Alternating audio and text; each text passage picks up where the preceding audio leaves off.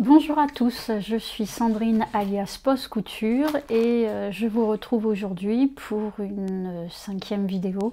Ça fait très longtemps que je ne suis pas venue vous voir, vous raconter mes aventures en couture. Mais bon, les mois ont passé et je n'ai pas pris le temps en fait, tout simplement. Donc voilà, je me suis dit qu'une petite vidéo ce serait sympa. On verra si j'arrive à continuer dans le temps. Donc aujourd'hui je vais vous présenter mes coutures, alors quelques-unes, hein, j'en ai sélectionné 3, j'en ai fait bien plus, mais bon j'ai quand même levé le pied sur la couture parce que je me suis mise au tricot. Et le tricot c'est vraiment addictif, passionnant, relaxant, facile en organisation, mais je vous en parlerai à la fin du podcast. On va commencer donc par la partie couture. Dans tous les cas, j'espère que vous allez tous bien. Nous, ça va plutôt pas mal. On est passé entre les mailles du filet au niveau du Covid. Donc aujourd'hui, nous sommes le 14 ou le 15. Demain, aujourd'hui, on peut retirer les masques. Donc au niveau de la boutique, ça va être bien plus agréable. Oui, je vous rappelle, j'ai donc une boutique sur Bordeaux, à la Traîne, sur le secteur de Bordeaux. Et oui, jusqu'à présent, ça fait 2 ans qu'on a les masques, donc on va pouvoir les retirer. Voilà, ça va être agréable de revoir les clientes, de revoir les sourires, les visages, voilà. Alors, donc au niveau de la couture, je vais commencer par vous parler d'un sweat, tout simplement. J'ai donc réalisé, il n'y a pas très longtemps en fait, il y a peut-être un mois, un sweat Burda. Voilà, je vous montre. Donc un sweat Burda. Bien sûr, alors là vous avez le schéma technique hein, qui se décline avec différents cols, col rond, col montant et la capuche. Il est intéressant parce qu'on peut faire des découpes, enfin les découpes sont préparées en fait. Et c'est vrai que déjà ça peut permettre de passer des chutes, enfin on va dire des grandes chutes quand même, mais des chutes de tissu. Et puis moi justement j'avais vraiment craqué au magasin sur un tissu fleuri, mais je ne me voyais pas le faire complètement fleuri. Donc j'ai choisi cette option. Donc en fait j'ai pris ces découpes avec ce col et sans les poches. Donc c'est un patron qui va de la taille 34 au 44. Alors chez Burda c'est le 63-15. Burda au niveau des marges de couture, donc elles sont à rajouter. Il préconise 1,5 cm, mais vous pouvez rajouter 0,8 ou 1 cm. Si vous le faites à la surjeteuse 0,8 ça va très bien. Donc les marges de couture sont à rajouter. Voilà, je vous montre ma réalisation.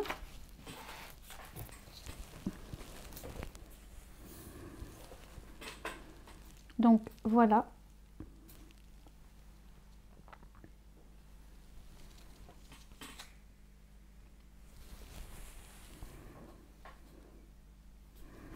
Alors je suis partie comme préconisé sur le patron. Au niveau, je n'ai pas utilisé de bord-cotte, j'ai pris le tissu du vêtement en fait, donc j'ai fait un bord-cotte de manche uni, un autre fleuri, le bas fleuri, bord-cotte fleuri, donc voilà, et le col en uni. Il va falloir que j'ai encore une petite trace de crayon là. Donc voilà, je vois que j'ai une petite peluche. Donc je suis très contente de ce pull. Donc j'ai modifié la longueur en fait. Le pull était trop long. Donc ce que j'ai fait, c'était un petit peu plus compliqué. Donc ici là, j'ai dû, donc sur cette pièce de patron et sur celle-ci, j'ai dû raccourcir en fait. Donc j'ai enlevé, j'ai dû le marquer, je ne sais plus, peut-être 4 cm, je ne l'ai pas noté. Alors le souci, c'est que ça a modifié ma ligne de découpe ici. Et j'ai oublié de modifier le patron au niveau de la tête de manche. Donc j'aurais dû également modifier la découpe. Donc ça, c'est l'ancienne découpe de départ. Je vais vous remontrer sur... voilà, donc on avait la découpe et j'aurais dû la décaler en fait et je n'ai pas modifié la découpe. Donc je me retrouvais avec une partie verte qui descendait jusqu'ici avec mon tissu vert, donc ça m'a embêté, j'ai hésité. Donc ce que j'ai, alors là c'est vrai que bon bah là on le voit quand même de près, mais maintenant je fais plus vraiment attention. J'ai raccourci, du coup j'ai décousu, j'ai raccourci, alors tout était déjà cousu, donc j'ai décousu que de ici à un petit peu plus bas des deux côtés. J'ai décousu, j'ai enlevé la partie en trop en rajoutant 1 cm. J'ai rajouté cette partie en rajoutant 1 cm donc pour la couture ici et 1 cm pour la couture ici. Et ensuite j'ai refermé la manche. Voilà, mais au moins... alors c'est vrai que voilà, on oublie toujours J'étais un peu déçue parce que j'avais pris le temps, mais bon, on oublie toujours de faire les petites modifications. Bon, je le trouve très joli. J'adorais ce tissu fleuri, c'est un tissu Katia. En fait, Katia ont des tissus et ils ont une très jolie collection. Tous les ans, ils sortent. On est sur un... Alors, c'est un French Terry gratté. En fait, je ne sais pas si vous allez voir. Voilà, c'est un molleton un petit peu, mais à la base, c'est un bouclette gratté, je crois. Donc il est très agréable et très chaud. Et l'autre c'est un sweat, voilà, un sweat gratté. Donc le molletonné comme ça, on appelle ça le sweat gratté. Donc qui est très bien. Donc là on est sur un coton polyester. Par contre là il n'y a pas d'élastane et c'est un sweat assez épais, coton polyester. Et je crois que là on est sur coton élastane. Donc 95 coton, 5% d'élastane. Alors attention. Justement, j'ai été embêtée au niveau du bord-côte de la manche. Celui-ci, étant donné qu'il a 5% d'élastane, j'ai pas eu de souci. J'ai coupé ma bande comme un bord-côte et je l'ai cousu comme un bord-côte. Par contre, celui-ci n'est pas du tout extensible. J'avais une manche un petit peu plus large, mais mon bord-côte, je ne pouvais pas les tirer suffisamment. Donc je l'ai recoupé dans le biais. Enfin, mon tissu hein, sous forme de bord-côte que j'ai voilà, assemblé sous forme de bord-côte n'était pas suffisamment extensible. Donc je l'ai coupé dans le biais pour gagner un peu d'extensibilité, mais ce n'était pas suffisant. Donc j'ai dû en fait rogner un peu la manche là au niveau de la couture ici. J'ai dû réduire un petit peu, voilà, grosso modo j'ai cousu ici. Voilà, pour pouvoir jusqu'à ce que je puisse passer mon bord-côte, parce que sinon il me fallait un bord-côte beaucoup plus large et en fait ça nageait beaucoup trop au niveau du poignet et j'avais une différence sur la largeur des deux poignets. Voilà, donc à penser quand on fait un bord-côte, une imitation bord-côte dans un tissu, là on est à 70% coton, 30% polyester, sans élastane, on n'a pas énormément d'élasticité, donc on peut essayer dans le droit film, on n'en gagne pas beaucoup plus, dans le biais, pardon. Et sinon, du coup, j'ai réduit un petit peu la largeur de manche. Voilà, pour le bas, donc voilà, pas de souci. Donc voilà, le modèle est très bien. Je trouve au niveau de la taille, je ne sais plus, pardon pour le bruit, je l'ai fait en 36 ou 38, peut-être en 36 parce que Burda taille toujours quand même assez grand. Donc j'ai pas pris de risque, là j'ai fait en 36 et complètement cousu à la surjeteuse. Donc en fait c'est vraiment un après-midi, vous pouvez faire ce type de couture. Voilà. Donc je le passerai comme d'habitude à la fin de la séquence couture. Je vous ferai un petit montage pour les essayages. Voilà, donc modèle très sympa, Burda, le patron 6315. J'ai oublié de vous parler de ce que je portais. En bas, c'est un pantalon du commerce et en haut, c'est mon pull Trescao. Pull de longue avec Anna. donc un pull, un tricot, enfin un patron de tricot gratuit que j'ai tricoté dans une des laines de la boutique que je vends, donc la laine Katia, et c'est concept, je vais vous redire, je ne sais plus,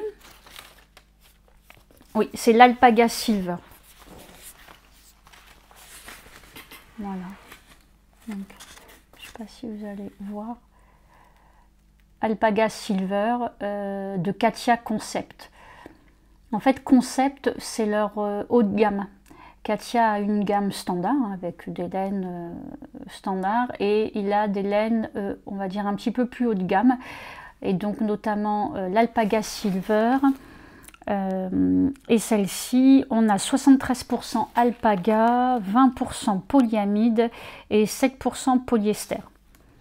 25 grammes pour 120 mètres. Donc on est sur une light fingering, je dirais. Voilà, donc j'en suis très contente, c'est très chaud, très léger.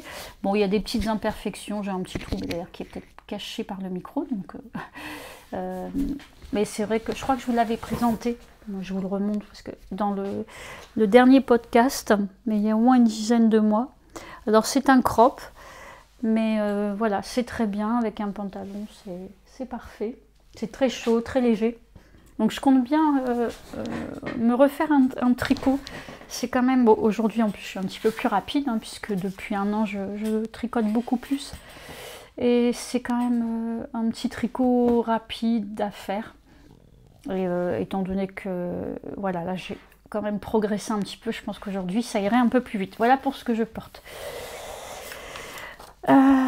Donc, on va passer à une deuxième couture. Donc, je voulais vous présenter une robe d'Atelier Scamit. J'aime beaucoup ce qu'elle fait. Je vais en profiter pour boire un petit peu. C'est l'infusion du 4 heures.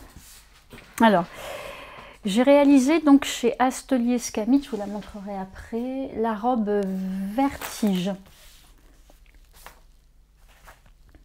Voilà, je vais vous montrer. Donc, à la base, c'est un chemisier, mais il y a différentes déclinaisons. Donc, du 34 au 48. Voilà, Vertige d'Atelier Scamit. Et vous voyez, on a différentes déclinaisons possibles.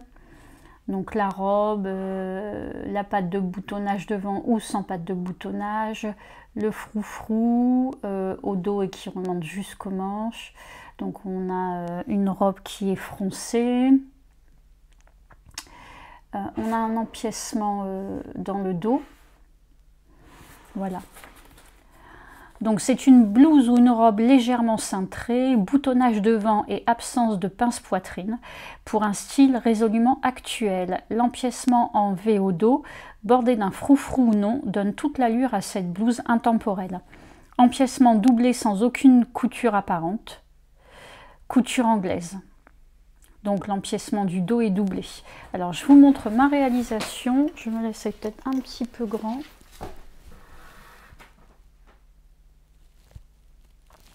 Donc c'est avec un tissu de Listelor. Donc, et les boutons Listelor également. Alors je ne sais plus le nom de la collection, c'était sur l'hiver dernier ou l'hiver d'avant, je ne sais plus. Voilà, donc c'est une toile de viscose. Donc c'est un peu la toile de viscose, ou toile ou popeline de viscose. C'est un petit peu un toucher coton, beaucoup moins glissant qu'une viscose qu'on a l'habitude d'avoir. Au niveau tissage, je ne saurais pas vous dire, mais il y a certaines viscoses qui sont vraiment très très glissantes. Et ces derniers temps, depuis un an, on voit de plus en plus de toiles de viscose ou popelines de viscose. Chez Listelor, chez Glantine et Zoé également. Et donc là, on est sur une popeline de viscose, donc c'est un petit peu plus facile à travailler. Voilà, donc c'est vraiment un très joli tissu.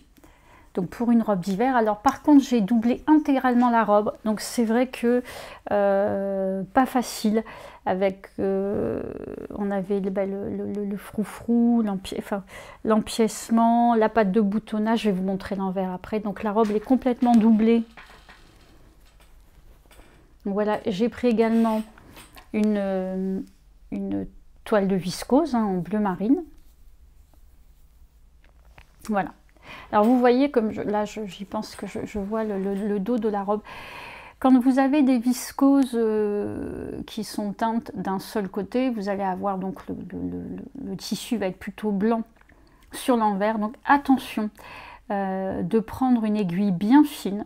On va dire une Microtex par exemple en 70 ou une universelle en 70. Et surtout qu'elle ne soit pas abîmée et moussée. Parce que sinon vous risquez de tirer des fils et d'avoir du coup des mailles un peu tirées et donc des traits blancs. Il me semblait que j'en avais peut-être un tout petit, j'aurais pu vous montrer.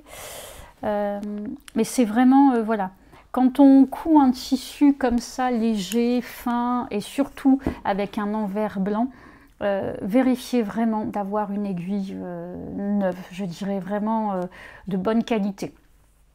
Voilà, une aiguille, il faut savoir quand même, on le répète souvent en magasin, une aiguille c'est 8 heures d'utilisation. Et surtout on change son aiguille, on prend en fonction de ce que l'on coud. Donc une universelle pour tout ce qui est tissu, lin, coton, viscose. Et la taille en fonction de l'épaisseur. Donc là par exemple du 70, si vous allez coudre 2 petits cotons, vous allez prendre des aiguilles de 80, un coton classique avec un tissu un peu plus épais du 90. Voilà, mais c'est vraiment important d'avoir une aiguille de qualité qui ne soit pas émoussée, qui ne soit pas abîmée, qui ne soit pas tordue et de la changer régulièrement. Voilà, parce que bon, c'est vrai qu'avec ces beaux tissus, c'est quand même dommage de les abîmer. Donc moi, j'avais envie aussi d'essayer là ce montage de petits froufrous qui revient sur le devant, sur l'emmanchure. Donc ça, c'est pas du tout facile à gérer. Je vous avoue que j'ai eu un petit peu de mal. Bon, c'est pour tomber vraiment, on a l'empiècement d'eau qui revient sur le devant, on a ici une intersection, on a le devant, l'empiècement d'eau, le froufrou, la tête de manche qui va venir après. Donc là j'ai eu un petit peu de mal pour que ce soit propre. Bon, cela dit, ça va, hein, c'est quand même pas mal. Je vous la retourne. Alors, je me souviens plus, il y a peut-être des petits défauts sur le dos, hein, mais c'est pas grave. Mais je la voulais vraiment pour l'hiver. Moi, je suis très frileuse. J'ai tout le temps très froid. Et ça aurait été plutôt une robe mi-saison sinon. Et là, voilà. Donc en fait, on a exactement la même chose. Hein, voilà. Je pense que j'ai pris 2 morceaux de tissu un peu pas du même bain. Donc on retrouve là sur la patte de boutonnage, elle est complètement dans le tissu principal. Hein.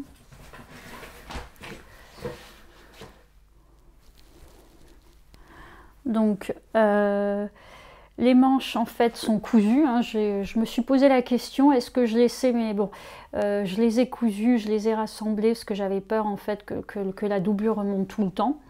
J'avais pas prévu vraiment de retour sur une parmenture en fait qui revienne en fait sur la doublure là, mais c'est pas gênant, ça ne bouge pas en fait. Voilà, ça s'arrête vraiment, la couture est là. J'ai fait un roulé couture pour que le tissu principal aille sur 1 mm sur l'arrière.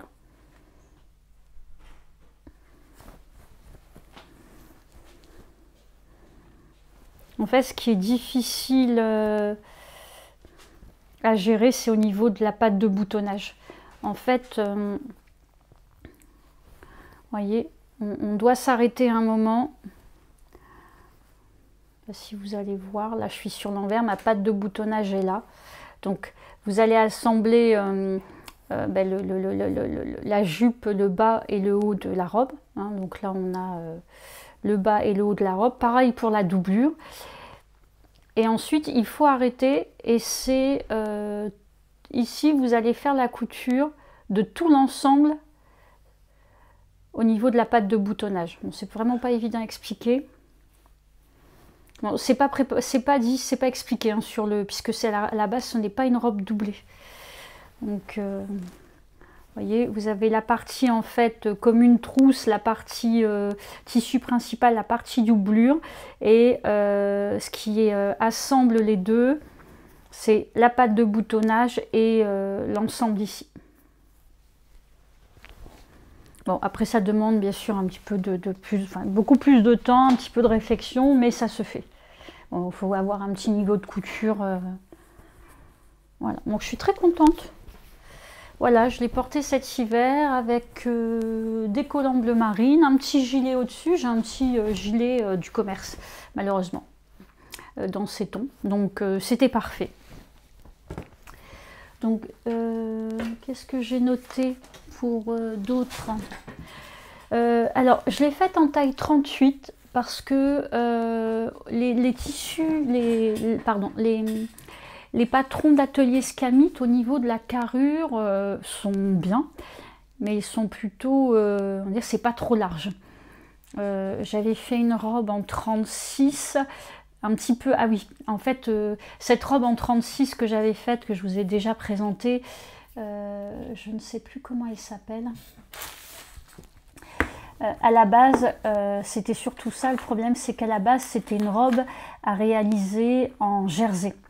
Et moi, je l'ai fait en chaîne et trame. Et quand un patron, on le réalise en chaîne et trame au lieu du jersey, pardon, il faut qu'on passe une taille. En fait, normalement, je fais du 36, j'aurais dû prendre 38.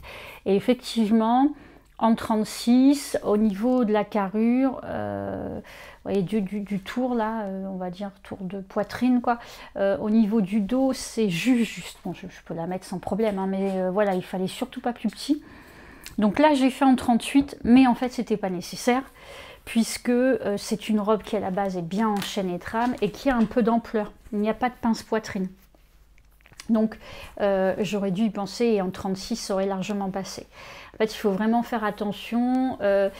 Au niveau des tailles, si vous avez une coupe ajustée, que vous hésitez, vous prenez plutôt le 38 par exemple au lieu du 36. Si c'était une robe en jersey en 36, il faut plutôt la prendre en 38. Par contre, si on a une forme un peu loose, là vous allez plutôt prendre le 36.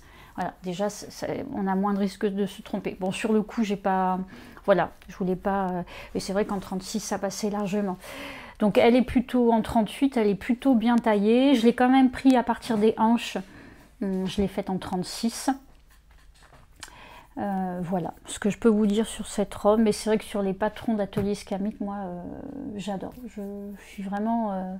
je les ai au magasin, je les vends et j'aime bien les faire. Je suis vraiment fan, quoi.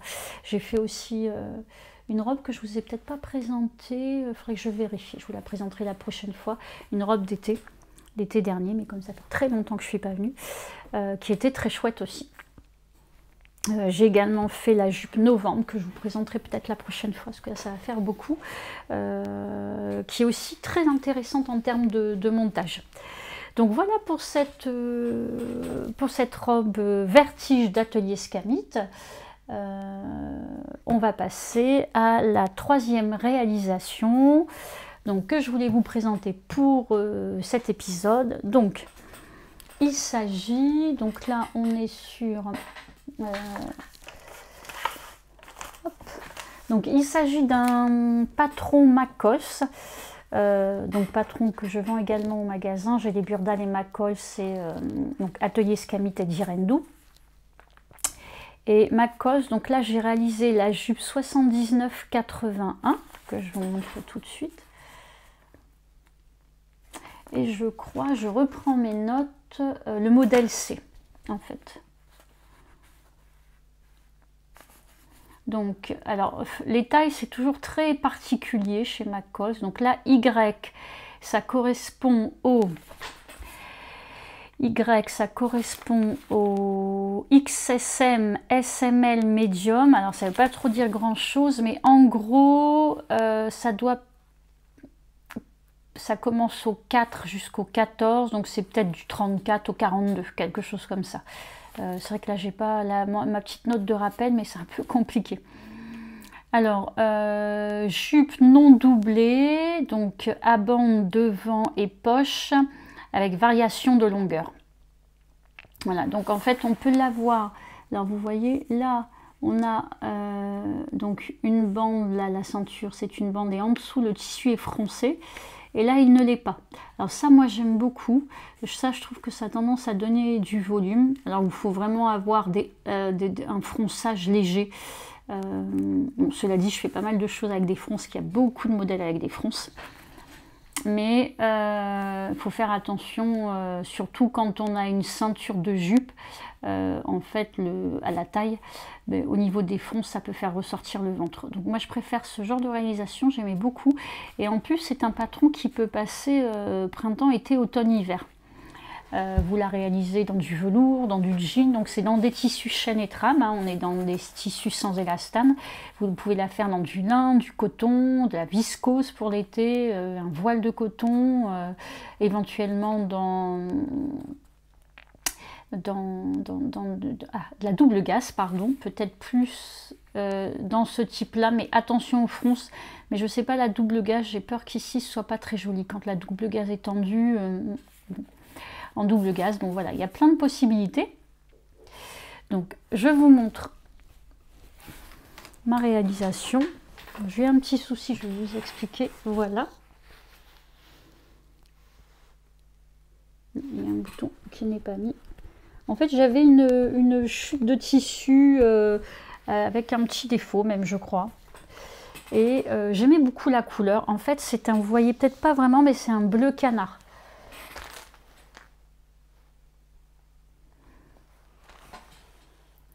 Donc je me suis dit j'allais tenter ce modèle. Et en fait j'en suis très contente. Donc c'est quand même une jupe très simple à faire. Donc, vous avez juste la patte de boutonnage, vous avez des poches dans la couture. Donc là vous voyez je me suis amusée, j'ai pris un petit coton qui est très joli, j'adore. En tout cas que j'aime beaucoup. Voilà. Donc les boutons, c'est les boutons que je vends à la boîte qui sont assez sympas.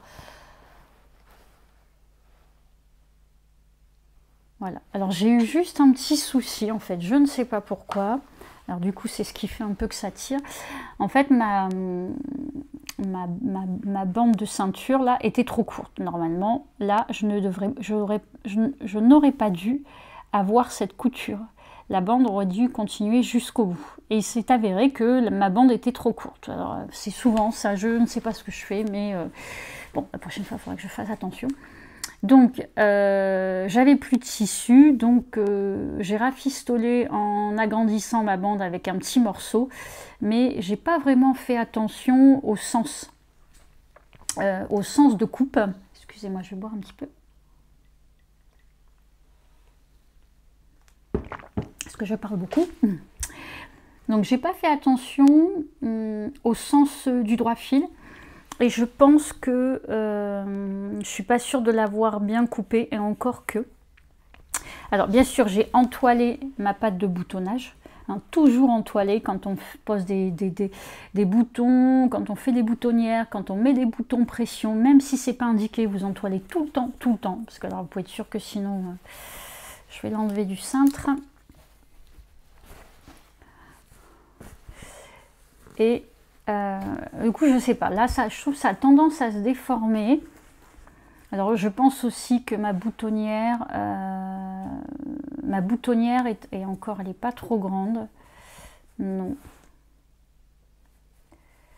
Oui, il aurait fallu en fait, oui, alors ça tire parce que ma boutonnière aurait dû être un petit peu plus, voilà, ça n'aurait pas dû exister, elle aurait dû être un petit peu plus par ici. Et à cause de ça, j'ai pas pu la décaler. Donc ce qui fait que, hop, voilà, ça a tendance à... Là, la boutonnière est de la bonne taille, mais bien sûr, ça va toujours au bout. Alors si ce que je peux faire, c'est décaler un petit peu mon bouton aussi. Oui, remarquez, je pourrais décaler un peu mon bouton. mais je l'ai déjà décalé, vous voyez. Je l'ai déjà décalé et il faudrait que je le redécale encore, mais bon pour l'instant voilà, je l'ai laissé comme ça.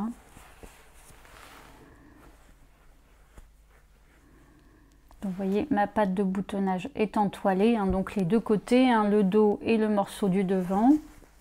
Alors voilà, je vais vous montrer le dos. C'est vraiment une confection facile.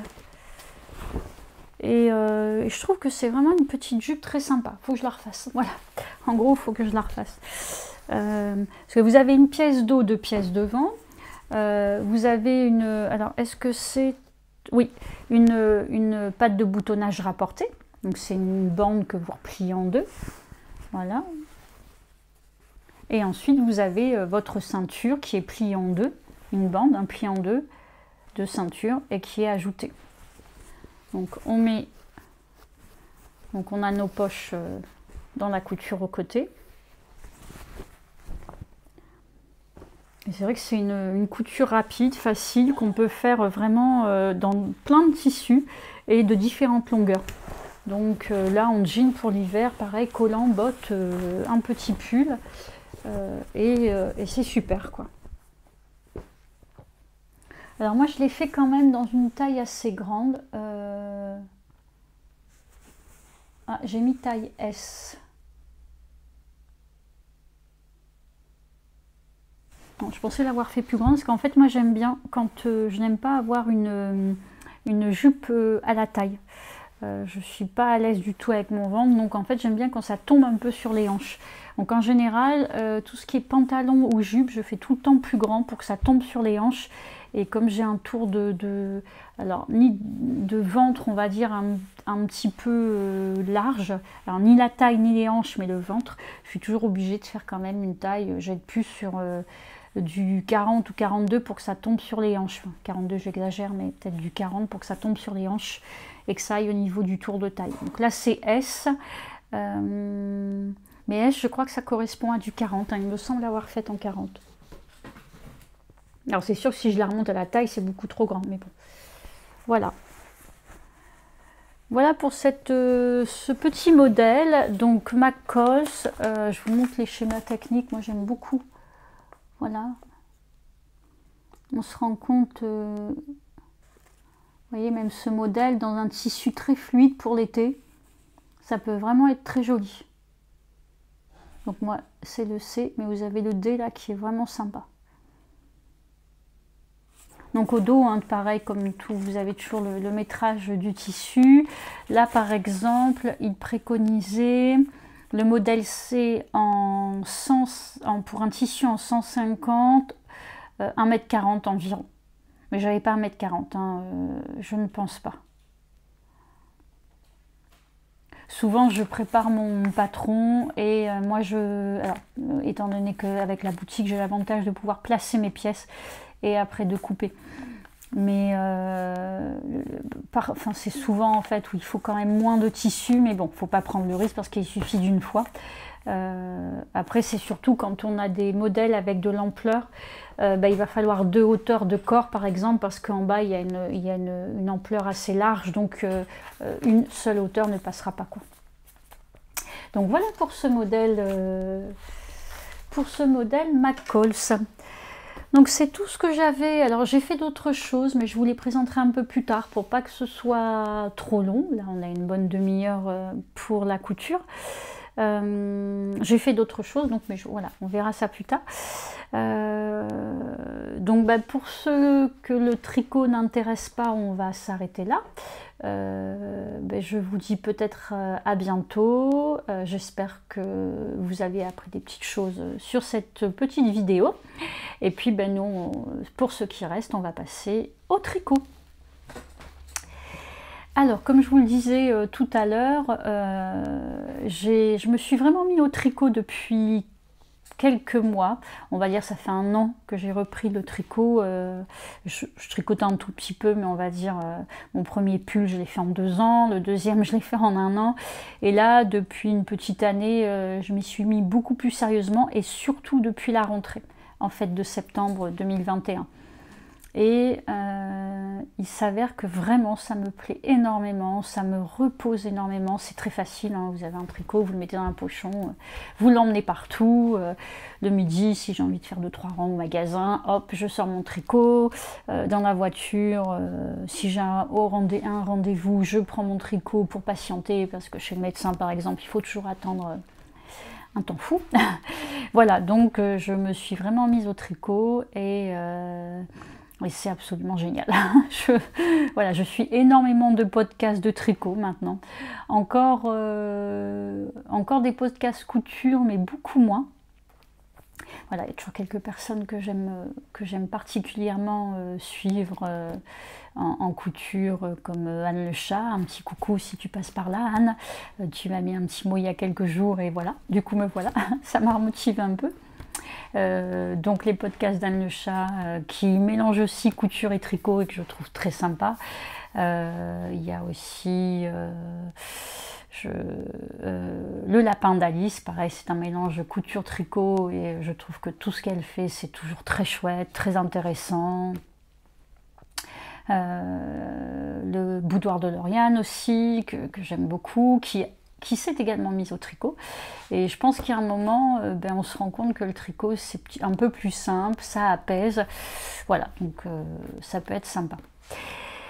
Alors, donc ça c'est mon premier pull un petit peu sympa donc que je me suis tricoté et suite à ça donc j'ai beaucoup aimé donc le Trescao de Longue avec Anna, donc je suis restée sur la même créatrice. Alors, hop, je vais juste sortir la page sans faire trop de bruit. Et donc j'avais envie de faire des gilets parce que je trouve que les gilets c'est vraiment pratique. Je mets énormément de robes et de jupes, beaucoup plus que les pantalons d'ailleurs. Et je trouve qu'avec une petite robe, un petit gilet par-dessus, quand on n'a pas très chaud, c'est parfait. Voilà. Donc j'ai décidé de me lancer dans le tricot de gilet et j'ai décidé de faire donc le gilet rosa. Alors on est un peu sur le même principe des raglans en dentelle, on va dire, un petit jeu de jeté pour les raglans. Un gilet assez court, mais cela dit, si vous voulez le rallonger, vous pouvez le rallonger, assez fité. Une patte de boutonnage en cotte une ou deux. Je ne sais plus ce que j'ai fait, en cotte de 2. Donc un tricot relativement facile, bon facile quand on a des petites notions de tricot, hein, mais bon voilà, c'est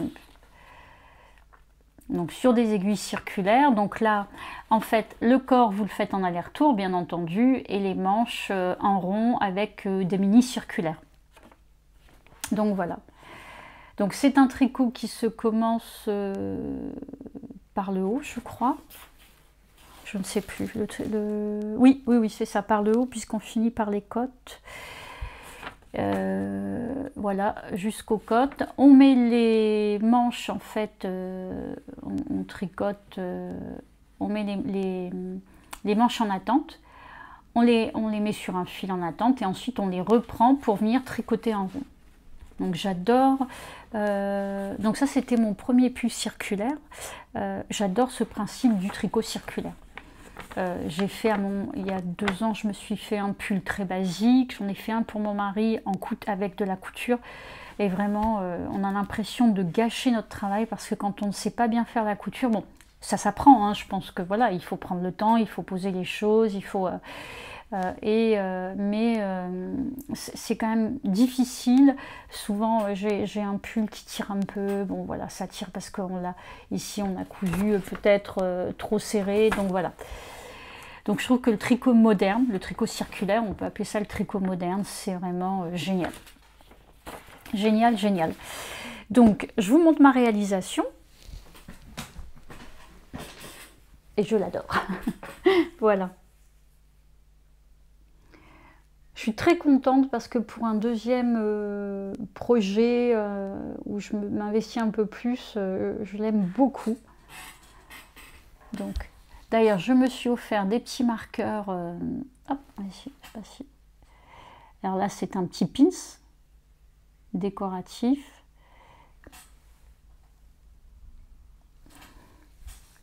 Et je me suis offert du coup chez Anna des petits marqueurs. Enfin, on m'a offert pour Noël des petits marqueurs. Voilà, donc là, on voit, après blocage, on voit bien la dentelle. Donc ça, c'est vraiment quelque chose que je ne connaissais pas. Les premiers pulls, donc à plat, je ne les ai pas du tout bloqués. Alors que bah, celui-ci, je l'ai bloqué, celui-ci, je l'ai bloqué. Et là, j'en ai un autre que je vous présenterai la prochaine fois, qui est au blocage, qui est en train de sécher. Donc là, j'ai quand même, j'ai mis quelques mois parce que j'ai dû le finir, j'ai dû le commencer au printemps dernier et le finir à l'automne. Donc on va dire que là, je suis passée à 6 mois pour le tricoter, mais bon, je tricotais encore pas énormément. Le dernier, là, qui est au séchage, j'ai mis 2 mois, donc c'est déjà beaucoup mieux. Donc voilà, avec des codes de 2. Donc au niveau, donc c'est vrai que y a quand même plein de petites choses à apprendre. Alors là, je crois que j'ai fait un arrêt, j'ai arrêté mes mailles de façon très standard, un rabat classique en fait. Un rabat classique. Sur les côtes aussi ici, donc il a fallu apprendre à faire les boutonnières. Mais bon, pareil, j'ai au magasin, alors c'est un verre en fait, je ne sais pas si vous le voyez. Pas évident sur le retour caméra, vous le voyez à peu près de la bonne couleur, je pense. C'est difficile de trouver des boutons allant avec ce vert, et du coup je suis partie sur du nacre. Alors, un petit peu gris, nacré, et ça va très bien. Voilà. Et j'ai des boutons Listeller, mais j'en ai peu pour l'instant et je n'avais pas ce qu'il fallait. Et je n'avais pas... Là, j'ai rentré des boutons Églantine et Zoé qui sont vraiment très jolis, mais je ne les avais pas à cette époque. Donc pour l'instant, voilà. Alors, j'ai ce pull. Donc j'avais fait mon échantillon, hein, parce que bon, maintenant j'ai bien compris, voilà, qu'il était quand même important de faire un échantillon. Et franchement, quand on voit le travail que ça représente, je préfère vraiment faire un échantillon. Alors pour un châle, là je vais attaquer un châle, je ne vais pas faire d'échantillon.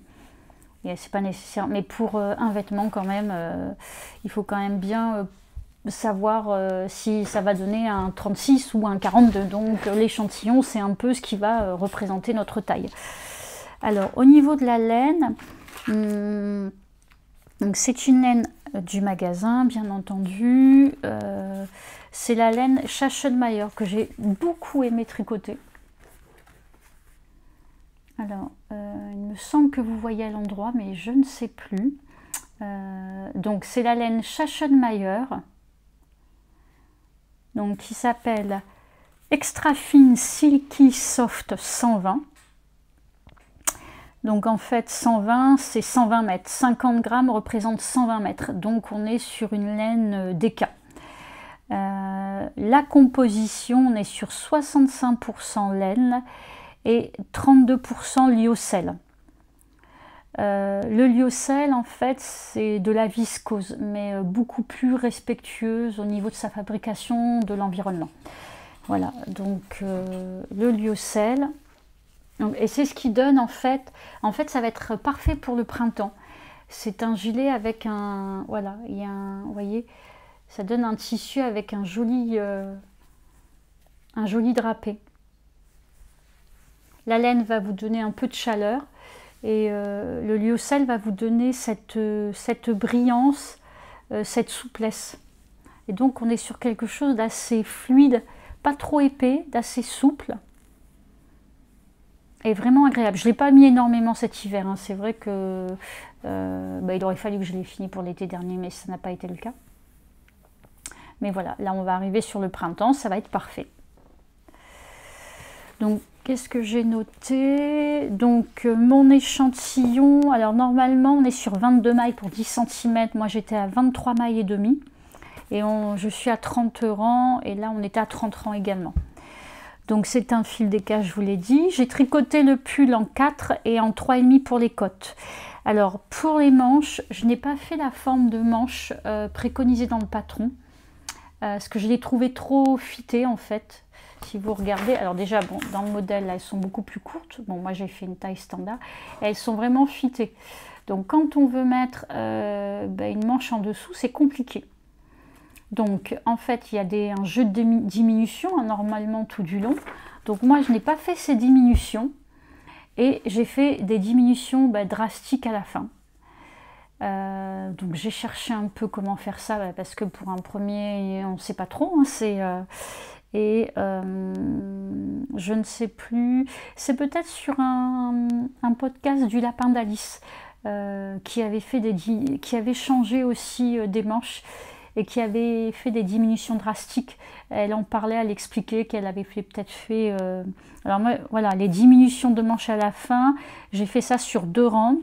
J'ai tricoté 2 mailles puis un GGT, donc ce qui permet d'avoir une diminution. Donc 2 mailles, un GGT, 2 mailles, un GGT, etc. Et sur un deuxième rang, j'ai tricoté 6 mailles et j'ai refait un GGT. Donc c'est des diminutions sur 2 rangs. Et ça m'a permis de finir à 44 mailles. Voilà. Alors par contre, donc là on est sur un rabat, je crois, standard. Donc c'est vrai que c'est pas très élastique. Et j'aurais pu faire un petit peu moins de diminution. Bon, vous verrez à l'essayage, hein, ça passe. Ça passe, mais fallait pas plus petit en fait. Ça donne quelque chose de bien... bon, voilà. Je peux pas remonter les manches en fait. C'est surtout ça. Enfin, je vais pouvoir les remonter parce que j'ai les petits bras. Mais pour quelqu'un qui a des bras... moi j'ai vraiment les bras très fins. Mais je dirais qu'avec des bras ordinaires, ça aurait été... vous voyez, hop, pour vous montrer. Voilà, bon. C'est pas gênant, hein, c'est... Donc voilà, et oui, et en fait, oui, le souci c'est que la patte de boutonnage et le bas du corps, j'ai fait en 3,5, le corps je l'ai fait en 4, mais le bord-côte de la manche en bas, je l'ai fait en 3. Et donc c'est quand même trop serré, je me le suis noté, je ne sais pas pourquoi. En fait, j'ai dû démonter plusieurs fois pour les diminutions.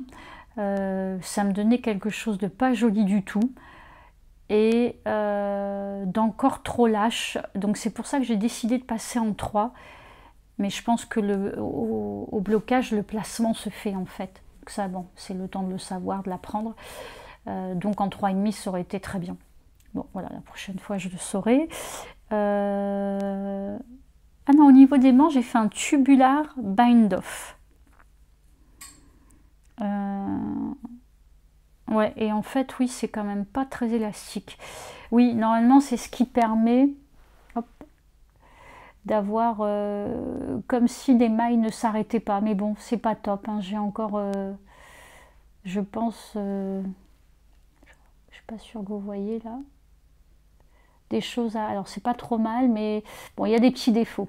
Alors c'est surtout que c'est compliqué en fait parce que il faut faire des rangs de préparation parce qu'on est sur le tubulaire bind-off. Je crois qu'il faut avoir des cotes une maille en droit, une maille envers, et moi j'avais 2.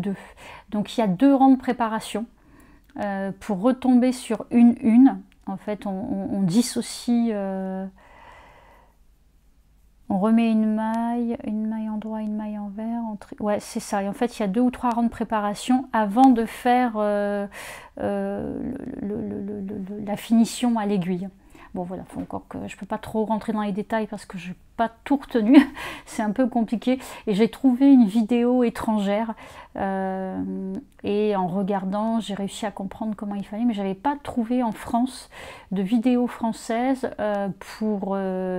passer des codes 2-2, faire le tubulaire bind-off sur des codes 2-2. Au démarrage, j'ai fait un long tray cast-on que j'ai assimilé. Hein. Au début, c'est pas évident et après, en fait, ça va très bien. Voilà. Au niveau de la longueur, j'ai fait 30 cm en dessous de l'emmanchure et c'est parfait. Donc voilà pour ce gilet, donc je suis vraiment très très contente. Alors ce qu'il faut que je vois, parce que c'est pour entrer mes fils.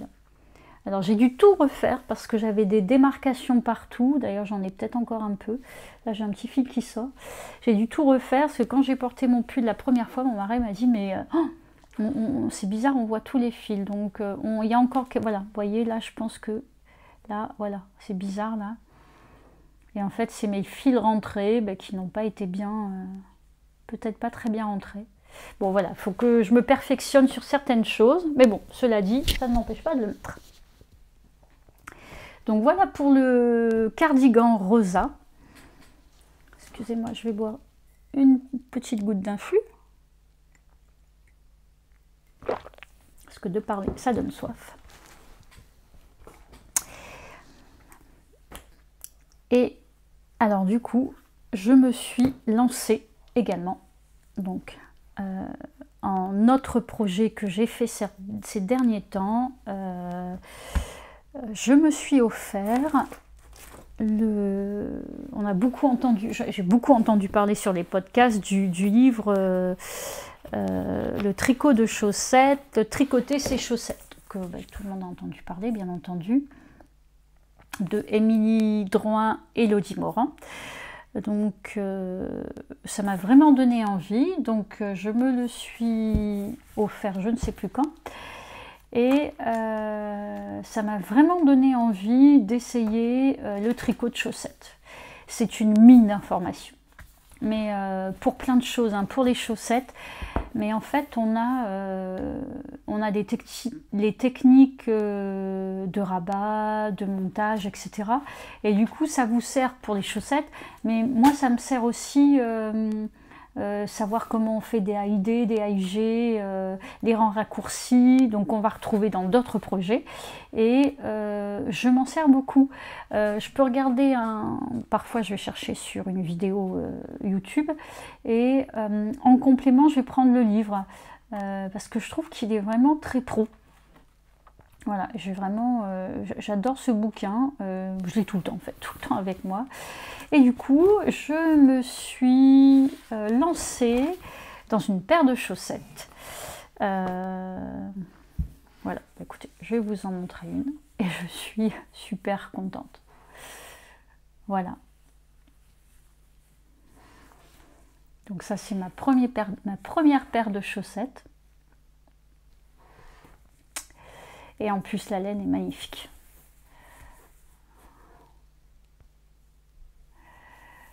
Donc c'est les samedis paillettes qu'on a vus plusieurs fois.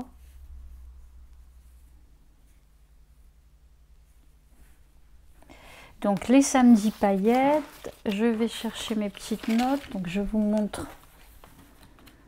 Donc là j'ai vraiment suivi le patron du livre. Donc ce qui est très bien en fait, vous avez, je vous cherche le patron, pardon. Alors les samedis paillettes, hop, faut qu'elles sont au début. Ah mince.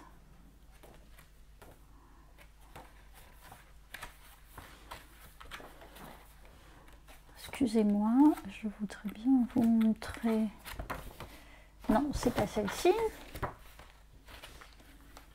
Voilà, elles sont là.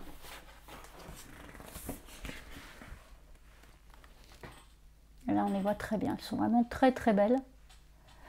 Donc, en fait, vous avez toutes les explications, la laine utilisée, les techniques. Donc là, ce qui est très bien, c'est qu'elle vous met les techniques utilisées et les pages pour les retrouver. Donc là, vous avez les points essentiels dans le matériel, l'échantillon, la taille. Donc vous avez 2 tailles. Alors, il y a les instructions avec ou pas. Voilà, je vous montre rapidement. Hop, les instructions. Et donc, ils vous disent de réaliser des rangs raccourcis. Ils vous redonnent rapidement, très simplement, le rang 1, tricoter 32 mailles, tourner, etc. Et faire les RRA, les rangs raccourcis à l'allemande. Et ça, vous allez le retrouver donc dans les techniques, dans le bouquin. Et donc, c'est vrai que juste avec le livre, vous avez 7 patrons, vous pouvez réaliser des chaussettes sans problème. Moi qui suis quand même ultra débutante en tricot,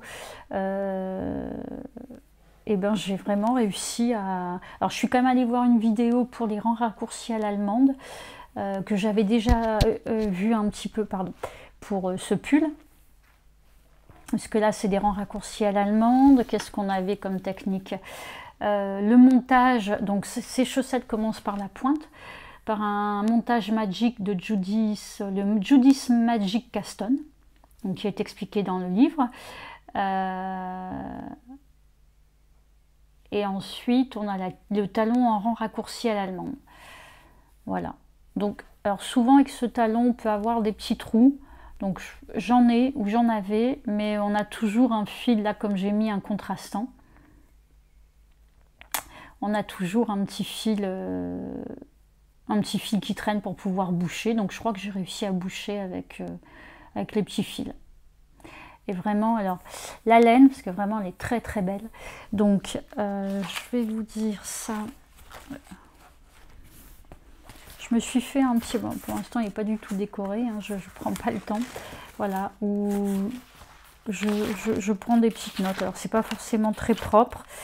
Voilà, mais je prends mes notes quand même. Celui-là, je vous en parlerai après. Donc, hop, donc le fil à paillettes en fait est avec toutes les nuances. Donc celui-ci, c'est Madeleine et Philibert. En fait, sur Bouillac, il y a une petite animation sur la laine, la fête, pas la fête de la laine.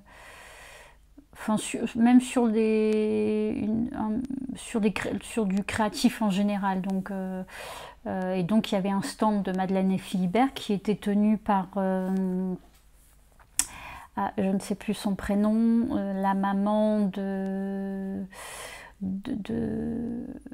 la jeune fille qui fait des patrons de chaussettes. Ça va me revenir, je ne sais plus.